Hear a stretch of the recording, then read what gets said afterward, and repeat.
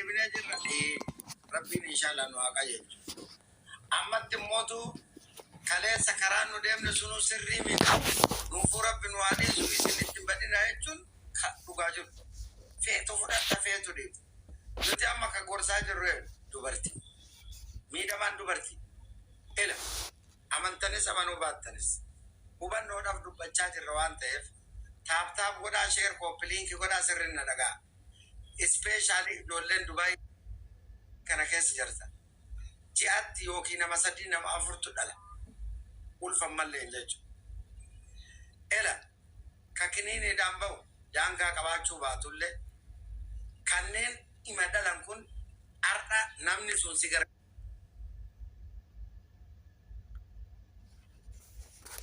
gargaaraa jira si bira dhaabataa jira.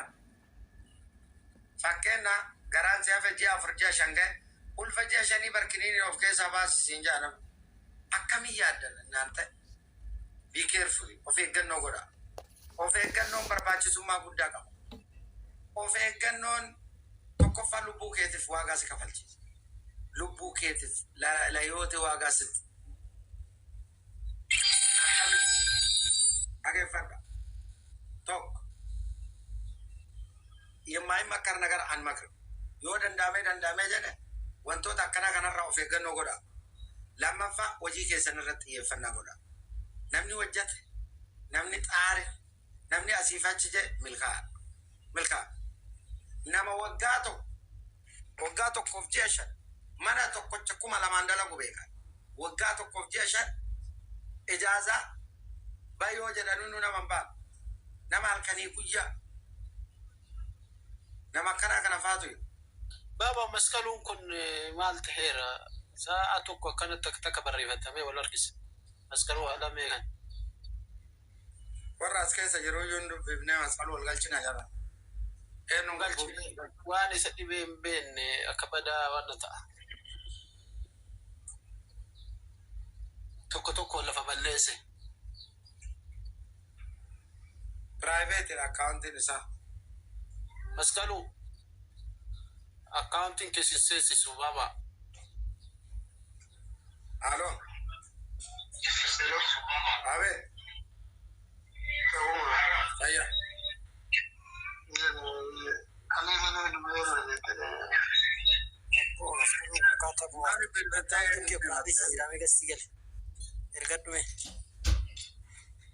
Accounting ke privacy da. Jidda andu bisi seni jenna jidda kono gaste kesa jira amma do bilbila sasin kenene.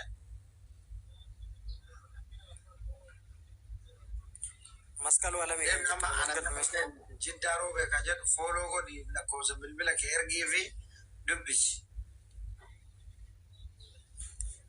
Gaste kesa ya abuna gachi. Ergadu met amu fina galchi taap goda tursati. Galchi me kana taap ko link ko dawe. Ijoolleen cancellation qabdan kabiyya keessa jirtan kabiyya kana keessa jirtan biiroo barbaadan biiroo irraan deemtan dhanaa isin keessaa na dubbisa kabiyya irraa dhuftu hojii karaa sooshaal miidiyaatiin koottaa jedhanii beeksisan kamuun deemina kamuu biyya irralleen dhufina dhageetta yoo ta'e na dhagaadha. Guyaan har'aa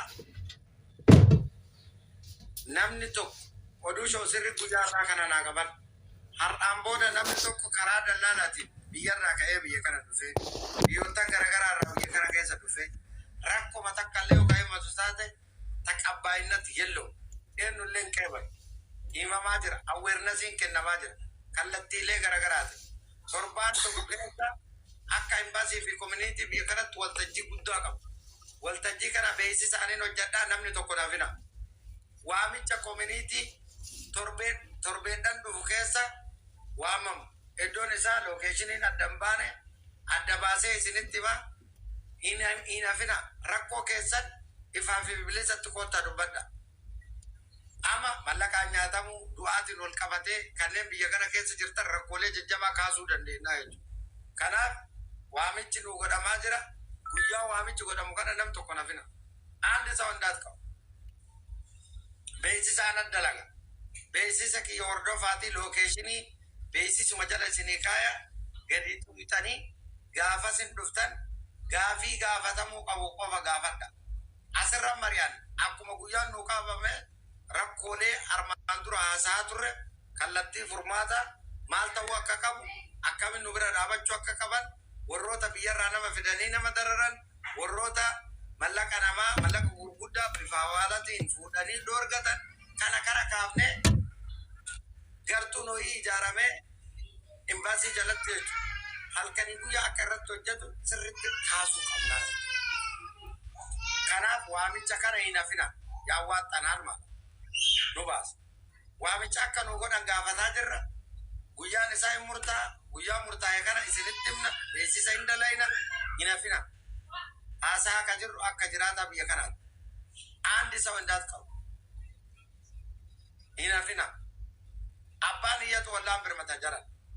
Rakkoo nu keessa jiru kana gadi baafne qaama dhimmi ilaallatutti yoo himanne qaamni dhimmi ilaallatu kun dirqii irratti hojjetu. Nu hojjedhaa wanna kana sirritti nu qulqulleessa gaafa jenneen wanni nu qulqulloofne tokko jiru. Yoo asii dadhabameeyyuu qaamni dhimmi ilaallatu ka biyya kana keessa jiru yoo dadhabameeyyuu ka biyya keessa jirutti jechuudha jechuudha. Hanga biyya galanii sadarkaa wacci guddaa ministeerii biyya keessa jirutti qaama biyyarraa ergee sanitti himachuutti ga'uu ni dandeenya jechuudha. So rakkoolee jiru cufa waliin dhaabbachuudhaan kallattii furmaataa nuu kaa'uu ka danda'u aangoo guutuullee kan qabu isaan waan ta'eef waamicha akka nuu godhaniif gaafannee jirra. Deebii argachaa jirra. Guyyaa waamichi kun itti godhametti hin hafina. Isinii himeera.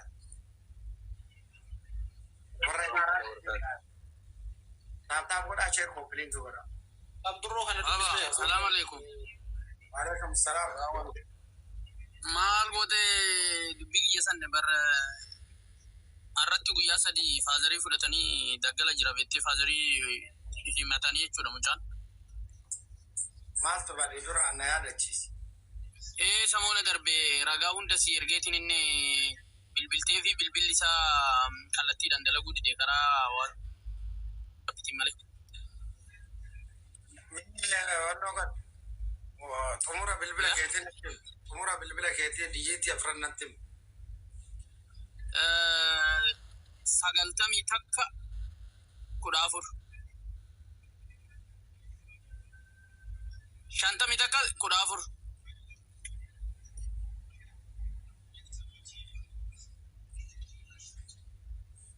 Bilbila Itoophiyaati isaa.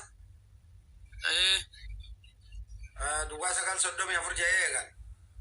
34 jedhee eegale.